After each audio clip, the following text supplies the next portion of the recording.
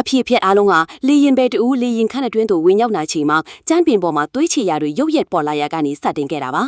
လေရင်ပဲနောက်ကမိန်းကလေးနဲ့ဖုန်ကြီးတို့ဟာဒီမြင်ကွင်းကိုကြည့်ပြီးကြောက်လန့်တကြားထင်နေကြပါတယ်ဖုန်ကြီးကမျက်စိကိုတင်းတင်းပေပြီးဂါထာတော်တွေကိုအာယုံဆိုင်ရွက်ဖတ်နေခဲ့ပါတယ်တစ်ချိန်တည်းမှာပဲအမျိုးသားတူဟာအင်တာထဲမှာမျက်နှာတင်နေစဉ်သွေးတွေဆိုရွေးနေတဲ့လက်တစုံဟာနောက်ကနေရုပ်ရက်ထွက်လာပြီးသူ့မျက်နှာကိုချစ်ထန်လိုက်ပါတယ်ဒါပေမဲ့အကြောက်စရာအကောင်းဆုံးဖြစ်ရက်ကတော့လေရင်ခန်းထဲမှာဖြစ်ပွားခဲ့တာမှာခရီးသည်တူဟာရုပ်ရက်ထပ်ပြီးမျက်တောင်မခတ်တန်းရှေ့သို့လျှော့ဖွားခဲ့ပါတယ်။သူ့မျက်နှာပေါ်ကသွေးကြောတွေတော့ဖုံးကြွလာပြီးမယုံနိုင်စရာကောင်းလောက်အောင်သူ့ရဲ့ခေါင်းမှာ360ဒီဂရီအကစ်လဲသွားခဲ့ပါတယ်။လေရင်အမှုထမ်းတွေကတွားရောက်စစ်ဆေးကြပြီးမိအဆိုပါလူဟာဘာမှမဖြစ်သလိုမျိုးသူ့နေရာကိုသူပြန်ထိုင်သွားခဲ့ပါတယ်။အဲ့ဒီအချိန်မှာပဲကုန်ပစ္စည်းတင်ဆောင်တဲ့အခန်းထဲမှာပိတ်နေနေတဲ့ကြက်ဟာသူ့ရှေ့မှာတိတ်ဆိတ်တဲ့ရေပေါင်းများစွာပေါ်လာတာကိုမြင်တွေ့လိုက်ရပါတယ်။